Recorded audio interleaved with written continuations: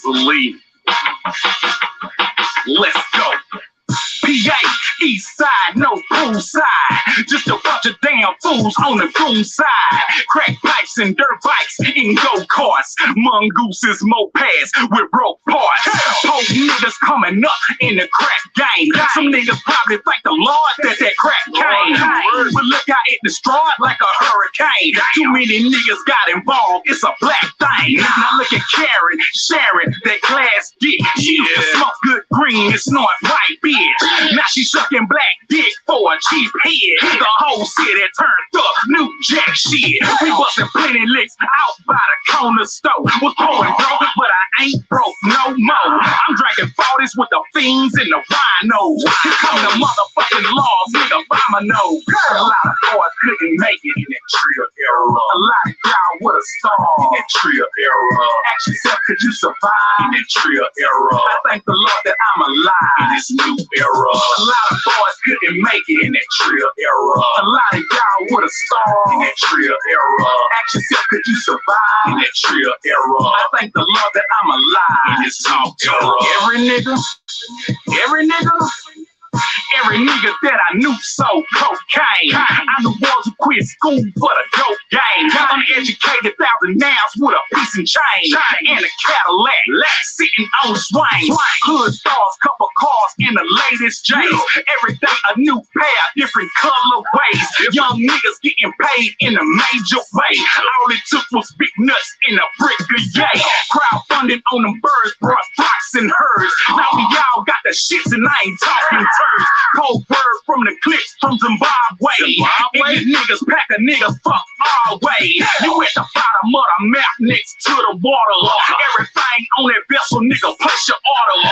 Far enough from overseas, got plenty work. Fake fees, fake permits, the shit work. A lot of boys couldn't make it in that trio era. A lot of y'all would've starved in that trio era. Ask yourself, could you survive in that trio era? I thank the Lord that I'm alive in this new era. A lot of boys couldn't make it in that trio era. A lot of y'all would've starved in that trio era. Ask yourself, could you survive in that trio era? I thank the Lord that I'm alive in this new era. March, step, hood, trio era. March, step, hood, new era. March, step, hood, trio era. Is it one and the same? Girl, a lot of boys couldn't make it in that trio era. A lot of y'all would've starved in that trio era. Ask yourself, could you survive in that trio era? I thank the Lord that I'm alive in this new era. A lot of boys couldn't make it in that trio era. A lot of y'all would've starved in that trio era. Ask yourself, could you survive in that trio era? I thank the Lord that I'm alive in this new era. Yeah, yo.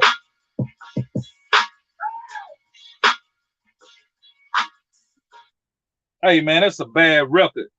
I don't care what nobody think or what nobody say. I know better. You see what I'm saying? But, man, welcome back to the TrioCast Trucker Edition. I'm going to have me a salad, and we're going to talk. I'm going to have me a salad, and we're going to have a real talk. We're going to get down to the bottom of this shit. Or we going to just talk about this shit. I don't know. I don't know if we're going to be able to solve any motherfucking problems. But we going to get down to the bottom of this shit, man. Because I'm going to tell you, it don't affect me. But I see it for what it is.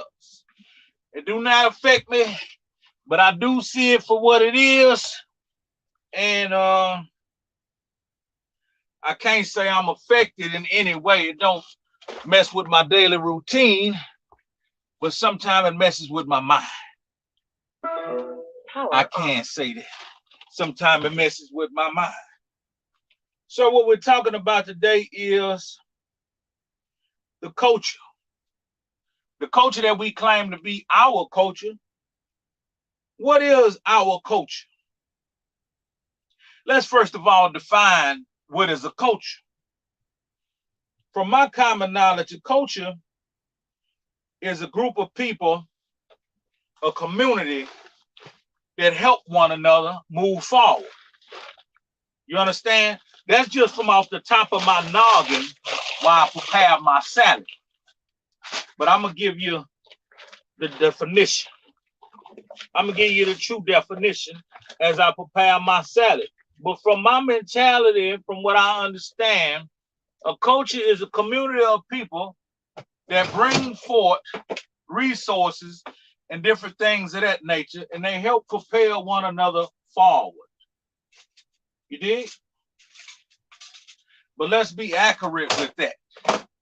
Let's make that accurate. Let's look that up. I gave you what I know off the top of my head, but I'm finna give you the accurate description. And what y'all up to this morning, you know what I mean? I'm up getting it, and coming back with it. You know what I'm like? Hold on. What is a culture? Definition. Yeah, I'm up getting it, and coming back with it, man. You know what I'm talking about? Matter of fact, I'm done. I'm finna move on to the t-shirt game.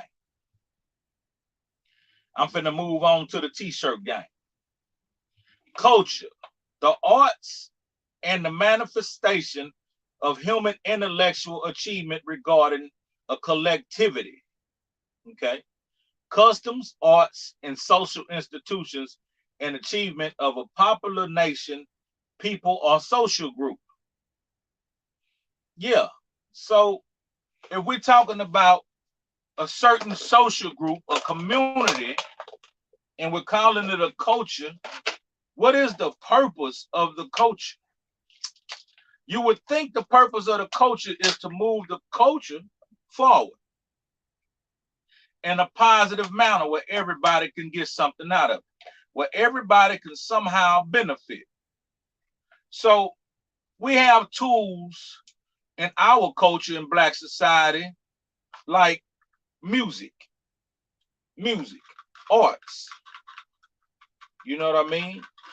Clothing brands, different things of this nature. Our swagger.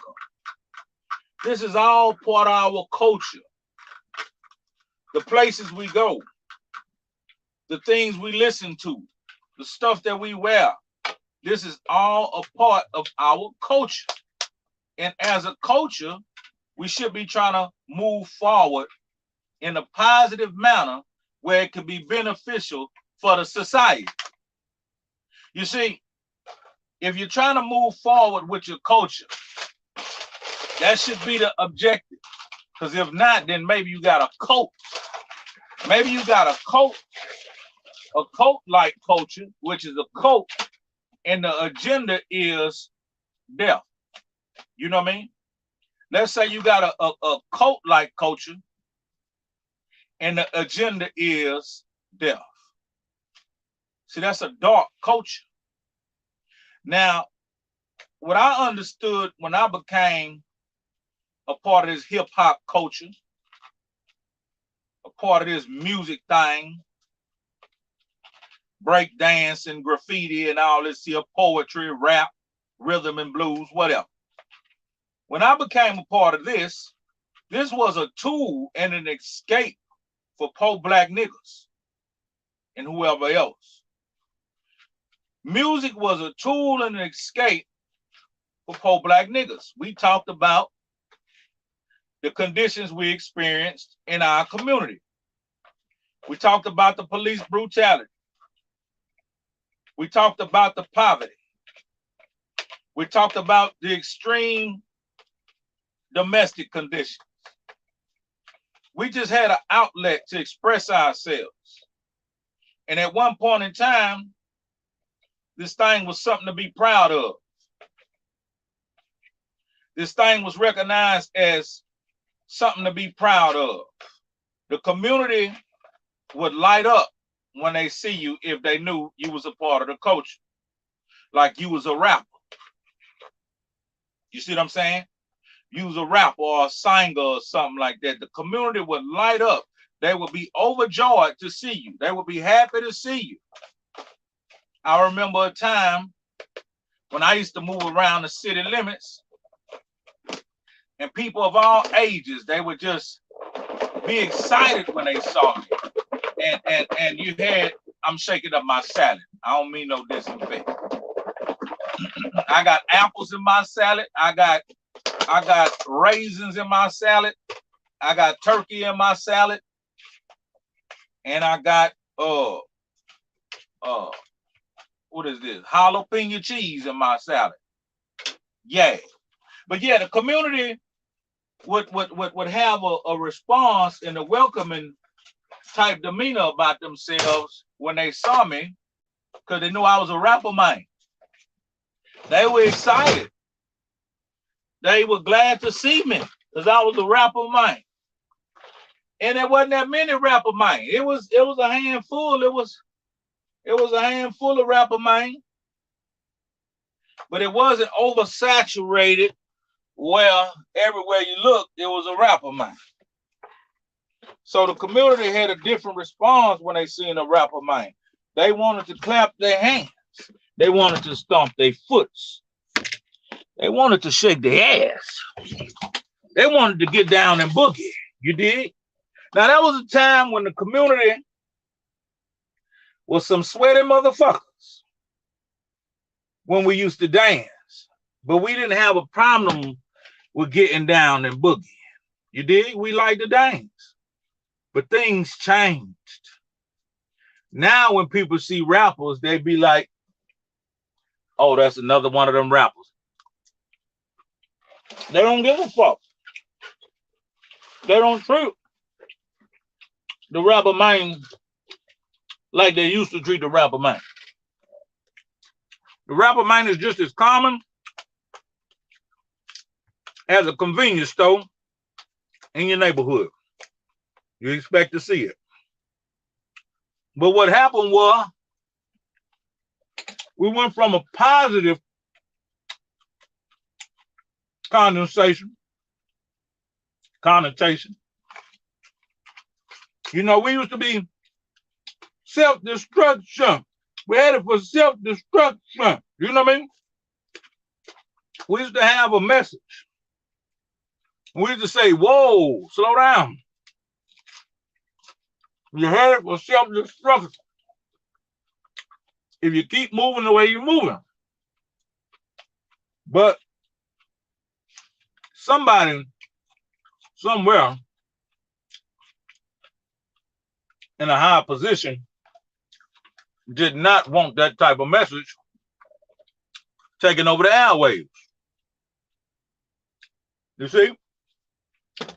When we were headed for self-destruction, if you're a younger man, I want you to go back and watch that video. And there's something I want to point out in that video that you need to see. You're going to see multiple successful young blacks united, bringing forth a message, speaking to the culture, speaking to the community, telling you, hey, slow down. The bullshit that we starting to do is going to cause self-destruction. So you're headed for self-destruction. Self-destruction. You're headed for self-destruction. All of those shit. And we had other groups like Public Enemy. They had a message. KRS-One. They had a message. There's others. Now, I'm having my salad. I don't mean no disrespect. There was others. But these are the ones that I can remember from the top of my head that had a positive message for the culture. And they were popular. They wasn't lame. They wasn't marks. They were popular. We fucked with them. We bought their records. We were fans. But something happened. Something happened in the late 80s. Now, everything is necessary. Gangster rap, dance music, party music. Because you had a whole era of music came out of Florida that was dance music. You had a whole era a music that came out of New Orleans that was dance music. It was for the girls to shake their butt. It was for the girls to get their twerk on.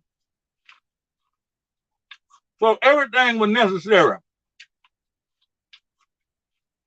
All genres of music was necessary. But let me ask you this.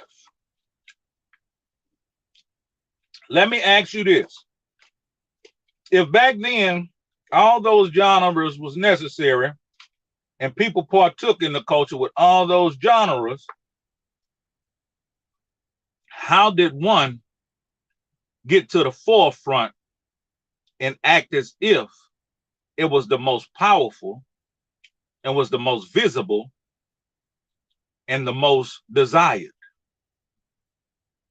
How could we go from self-destruction to destruction and it become the most popular, most powerful, desired sound known to man?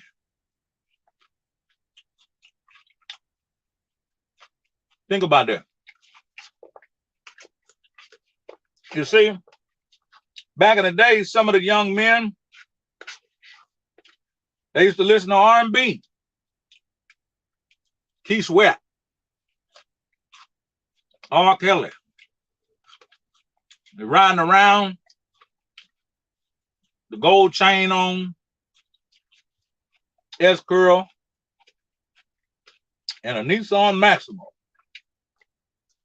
with 6x9s on the dashboard. Picking up a little girl, having a good time. Not bothering now, son of a bitch.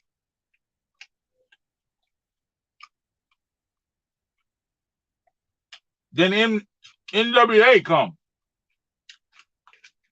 Ice-T come. Too Short. We didn't always call women bitches. We didn't always just call women bitches. We wasn't always in a hurry.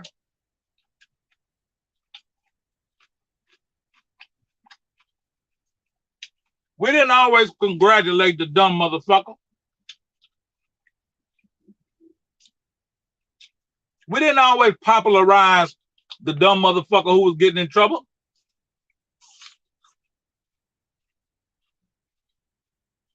The dumb motherfucker who was getting in trouble was in last place. Because while everybody else was trying to elevate, he was declining in his ways. So he wanted to practice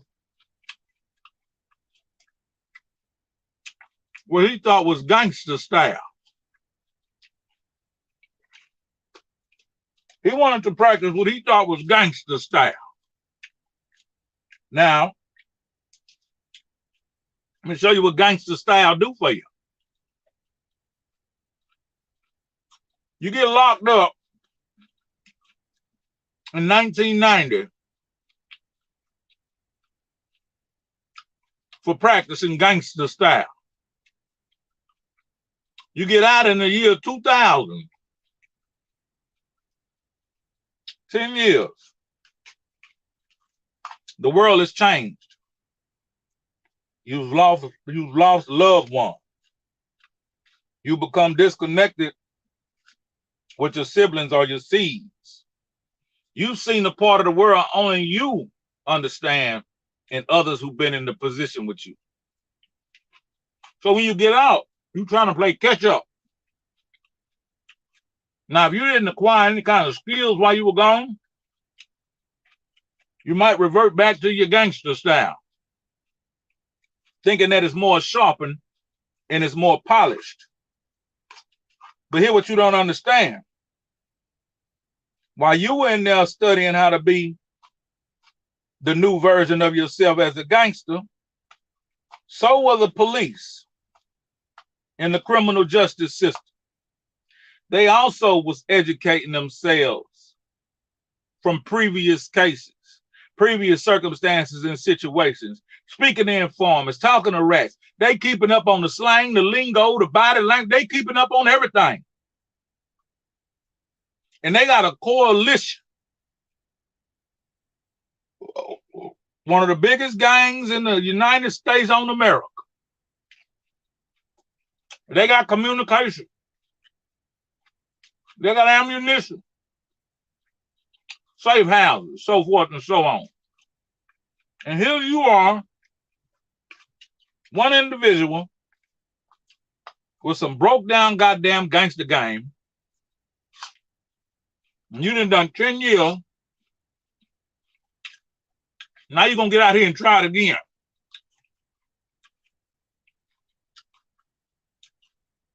You ever had an apple in your salad? That's some good shit, boy.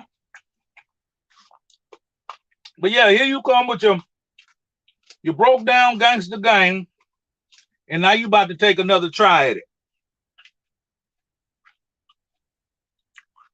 Your ass gonna get caught. So, what I suggest is you catch in and try to learn how the world has changed. Pick you up a skill and try to get you some paper. But most people, they find out that they're so behind, they're ashamed. So they go to live in that gangster style till they get in their late 40s. Then they realize, my God, I've been bullshitting. I've been wasting my life. So they try to immediately get back in the swing of things. But the only thing they can do is talk about what once was, and that's entertaining. But I'm seeing that the culture has changed tremendously. We don't reward the individuals who taking care of business, elevating, looking out for others, being resourceful, and being a pillar in the community. We don't reward them. We don't even acknowledge them. But the goddamn fools on America, we got everything for them. We got time for them. We got time for them. We got time. We're going to lend them an ear. And we're going to lend them our eyes. So I ask you, in our culture, are we a culture of women and men?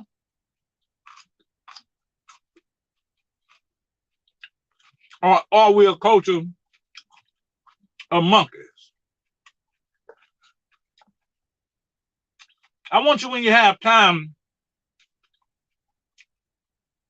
look at the National Geographical Channel when they filming the monkeys. And I want you to see the conduct of the monkeys. Group of monkeys will be parlaying and chilling. And before you know it, one monkey will pull some bullshit. He'll stick his finger in another monkey's ass. The other monkeys go to laughing like a motherfucker. He take off running. Another monkey might shit in his palm and throw it at his partner and jump up in a tree and start laughing and clapping his hands. So basically, they doing some monkey shit. But those are a different species. They don't have the intellectual factors that we proclaim to have. We are the highest intellect known to man in the United States on America thus far. Thus far. Goddamn Sally good in a bit. Come on, man. So we're supposed to have the most intellect. God has put us on the earth as the most intellectual beings that we've known and know of thus far. We reign over all. The big grizzly bear, he a bad motherfucker. But we reign over him. And I'm so glad that we do, because if he ever decide to come into the city limits, he tear up some shit. Could you imagine the most powerful being, the lion, decide to come to your neighborhood and take up for all the little domestic cats that you've been kicking in the ass in your neighborhood? Think of the domestic cats in your neighborhood that you've been throwing rock at and stick and kicking in the air. Go tell his big brother. He somehow make it to the jungle. He go tell him, the tiger. He go tell a lion, man, I'm over there trying to live with a human being. The motherfucker feed me dog food, kicking me out of my ass whenever they get ready.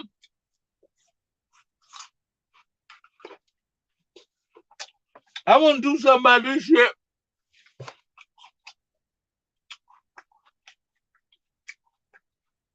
And the lion look at him and he's like, what you want to do? He was like, can you just come to the hood and show them your presence? Let them know I'm connected. Maybe they'll stop.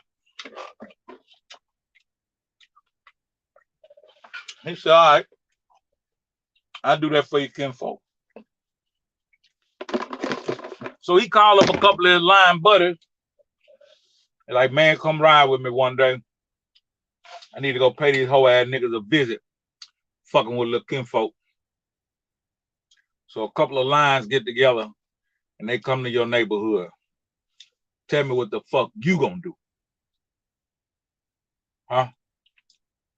Tell me what the fuck you gonna do. And that little cat on the side of you like, don't be scared now. Get your bitch ass out there and feed them dog food.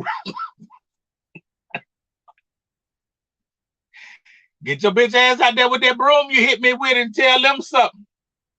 You ain't gonna do it. But all I'm saying is we are the most intellectual beings on this earth. But still, we take mental vacations. And all we want to expose and make popular is black death, black ignorance, black pain, black drama, black trauma. We've been given control of the airwaves to broadcast whatever we can create. Whatever. But what are we making popular? The culture is demanding more content, more black pain, more drama, more who into it with who, more clicks, who died, who got shot, who in the penitentiary, who just got out the penitentiary. That's some motherfucking monkey shit.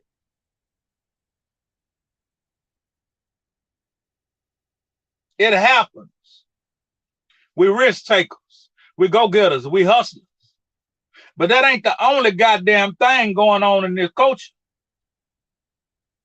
Who could collide with another?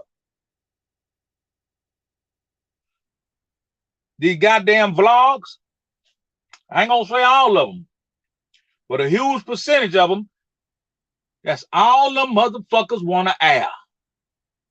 Chaos, drama, death, black pain, and who getting into it with who. It's causing the artists to be able to go to new platform to display their talent, because the vlogs don't give a damn about your talent. They want to know how many bodies you got. They want to know who's snitching. They want to know who into it with who. And that's a low down goddamn shame. I've seen this take place before. When I was a little child, one of my siblings couldn't stay out of trouble. He was in trouble every time I looked around. But it appeared he got the most publicity. He got the most love and affection. He got the most gifts. He got the most attention. He got the most everything.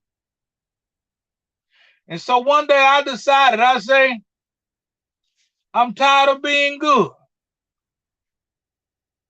I say, today I declare on the United States on America, from now on, I'm going to be bad. And I walked outside and I went to littering. I went to talking back to my elders in the neighborhood. And it felt good. I was being bad. It felt good being bad. So I say, I got to do something really bad. Now what am I going to do? I went to the local convenience store and I walked in, and the store clerk said, hey, baby. I say, don't speak to me. I'm bad today. And the lady just giggled and smiled and went on about her business. Now I say, I'm in the store. I ain't got a goddamn dime, but I'm in the store. And I guess it's time for me to do something bad in the store. So I say, what you gonna do? I say, I'm gonna steal something. Ooh. You really bad now, baby. I say, what you gonna steal? I thought about it. I wanted a pack of cookies and some candy bars. I really was hungry. But I say, stealing ain't really bad. Stealing is like snake style. Stealing is conniving, elusive, sneaky. You know what I mean? I say, that ain't being bad. That's just being snake style. I say, I want to do something bad. I want to do something bold. So I say, what you gonna do? I say, I know what I'm gonna do. I'm gonna take something. Ooh, shit, nigga gonna take something. I'm gonna take it in the store clerk face. Fuck you, bitch. I'm bad. So I'm looking for some shit to take. And I get to the front counter. And there it is. A big old object. I say, this gonna make a bold statement right here. I'm gonna give me some press right now, goddammit. So I put my hand on this big old object and I took it. And the lady said, boy, what you doing? I say, didn't I tell you, bitch? When I walked in, I was bad. And I stole a jar of pickles. Damn. I stole a jar of pickles. A full jar of pickles Never been open. I'm bad than the motherfucker. I took them. Goddamn. And I walked home feeling good because I was bad. And before I could get home, the clerk at the store had been called my mama. And I didn't want no pickles. I just took the pickles home and put them on the counter and shit. Maybe one day when I want one, I'll get one. And so my mama come home and she start raving mad. She like, the hell going on? This is my best child. What is going on in the world today on the United States of America? This is my best child. What did happen, Lord? And so when my mama get home, she say, baby, where you at? I say, I can't hear you. She say, why? I say, because I'm being bad. I'm ignoring you. She said, why are you talking? I don't know. Come here, boy. And I go down there and she look at me. She say, the lady at the store say you stole a jar of pickles. I say, no, I didn't. She say, well, what's she talking about? I say, I took a jar of pickles. Because stealing pickles is sneaky. I took them in her face. She saw me take them. I took them. She said, where them pickles at? I say, in the kitchen on the counter. You want one? She said, hell no. Go get them pickles. I went and got the jar of pickles. She said, you're going to return these pickles right now, and you're going to tell that lady you sorry, and you ain't going to be in trouble. She said, if you take too long to return them, you might be going to jail. I say, oh, shit, I'm really bad now if I go to jail. But then I thought about it.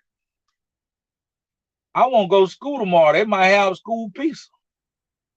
And you know that goddamn school pizza good as a motherfucker. So I say, you know what? I can't go to jail. Okay, bring me back. So she bring me back. I return the pickles, and I say, I'm sorry. But I ain't look at her. I was still being bad. So when I get home, my mama, she confused. She say, baby, why did you do that? I say, because I'm bad. She say, no, you not, baby. You not bad. I say, but it appeared that the bad kids in the house get the most love and attention. She say, what? I say, look at my little brother. He always in trouble. And you always talk to him and hug him and take him places and buy him stuff. He get the most attention. I say, I'm over here trying to be good. My report card only got 4 F's, but I don't get no attention. So I said, I decided to be bad. And look what happened. Immediately attention. She say, no, baby. That ain't the way it works. She say, your brother, he need guidance more than you. He need direction more than you. I have to always stop what I'm doing, which is an inconvenience, but that's my child. So I have to stop what I'm doing to go and correct him and let him know, hey, maybe you should try it another way. She said, I don't have to do that with you because you sufficient. You on your own. You take care of your business. You stay out of trouble. You don't need as much attention, guidance, and all that. She said, I'm so sorry, baby. Come here. And she gave me the biggest hug. She said, promise me something, baby. I say, what is that? She said, you stay who you are. You be good. You good, Herb. She said, I love you, baby. You good. You got a good heart. You a good man, Herbert. I was a little boy. So she said, promise me. And I say, I'm gonna be good. She say, promise me. I say, I'm gonna be good. Then it felt good being good. And I said it again. I'm gonna be good. And every day I would say it to myself. I'm gonna be good. And I stayed good. Now don't get me wrong, I'm a no good nigga, just like everybody out here breathing on this earth, because ain't nobody perfect.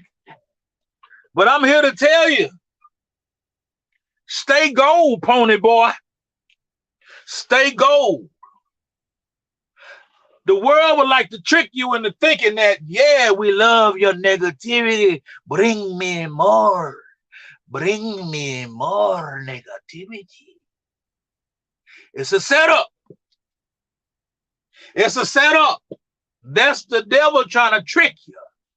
He wants you to believe that you achieve in everything you want to achieve through your iniquity. Come on now, man. Tell him somebody. He wants you to believe you are achieving everything you're trying to achieve in life with your iniquity.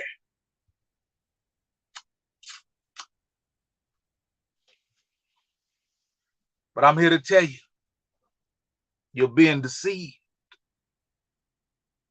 I've seen how this turned out. I'm an older man.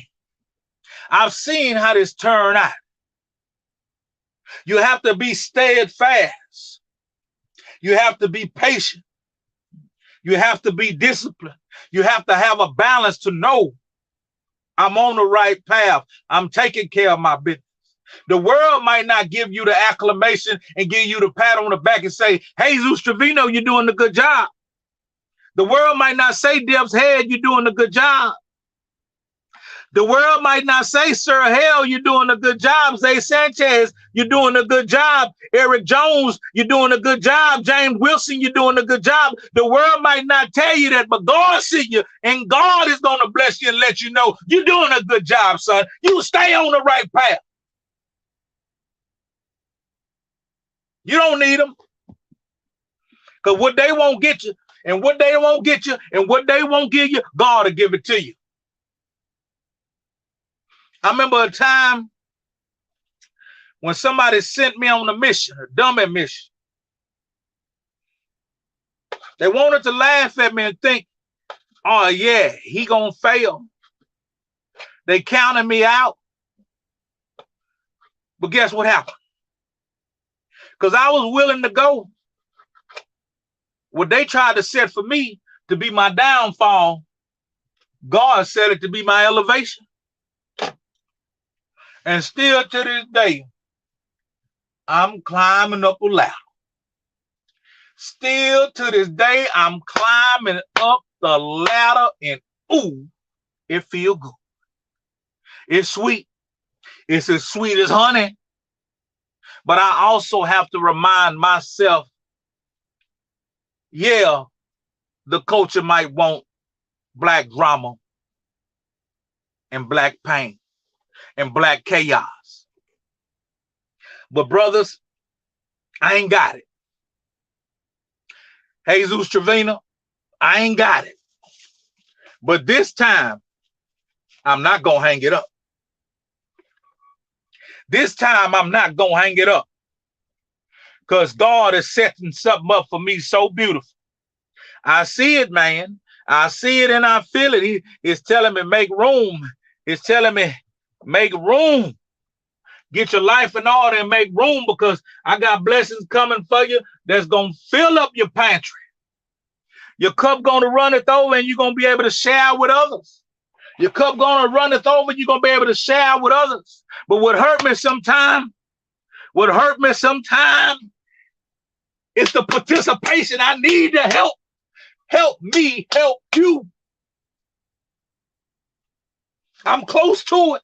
I see it. I see the goal, baby. I see the goal. Help me help you. Keep chiseling away at this motherfucker. Keep on shoveling.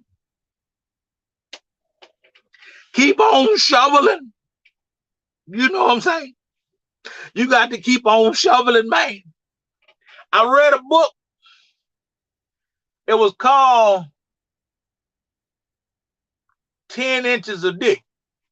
No. It was called 3 feet from gold. It was called 3 feet from gold. And basically what the book was about, if you haven't read it, you haven't had a chance to read it, it was about an individual who sold his last of his property to buy some shovels and some different things to go to California and search for gold.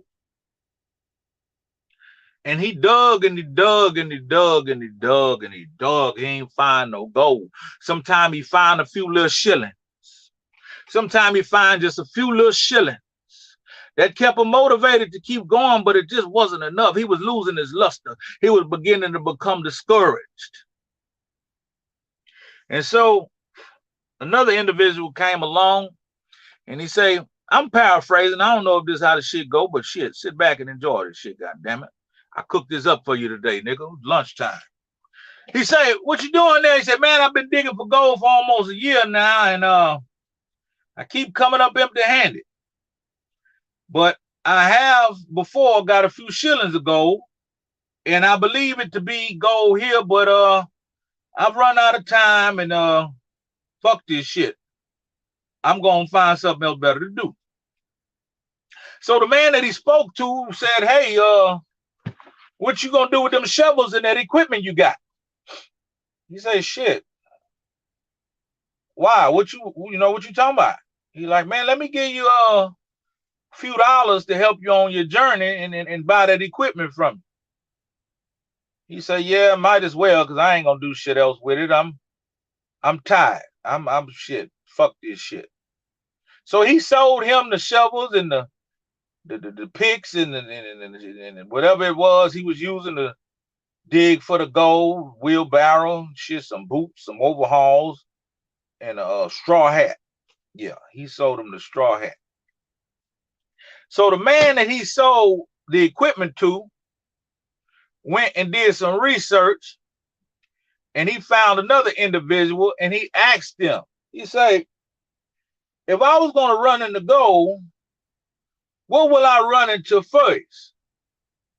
He said, my knowledge of being around gold and jewels and diamonds and precious materials of the earth, he said, gold specifically, you would run into a substance called eureka. He said, I would run into eureka. He said, yeah, it's a substance that's kind of brown and kind of white. Almost look like cookies and cream ice cream. He said, hold on. I would run into a substance that's brown and kind of crusty and something creamy and white, look like cookies and cream ice cream. He said, yeah, layered. It's layered. He said, you will arrive at that first, and if you arrive at that first, you near gold. He said, my God. He said, hey, man, I appreciate you. He gave him a couple of dollars to get him a cold beer, pack of cigarettes. And he went back and he went to digging like a motherfucker. Because while he was digging, he came across eureka. While he was digging, he came across eureka. And man, he said to himself, oh shit, this is eureka. And he kept digging like a motherfucker, man. And within about a couple of hours, he was knee deep in motherfucking eureka. And all of a sudden, he put that goddamn shovel in that hole again. And he hit some shit in his head. Blink! And he screamed, Eureka! This nigga had done found more gold than I got in my mouth. You dig? This nigga had done found more gold that they got in the U.S. Mint. He found it. He was only a few feet from gold. The man who sold him the shovel, the axe, and the pick, and the overhauls, and the straw hat, and the wheelbarrow was only a few feet from gold before he stopped.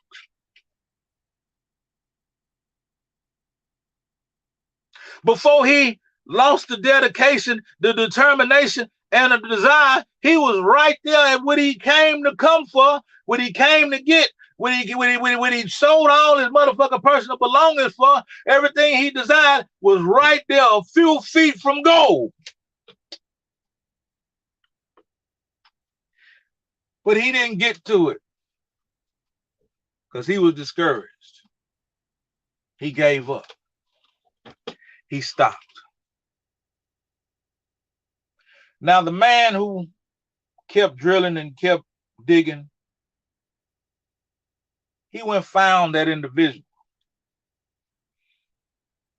And he blessed his game. He told him that hole you were digging in made me a multi-millionaire. He said, you were only a few feet from the goal. But for you turning me on to that hole where that gold was,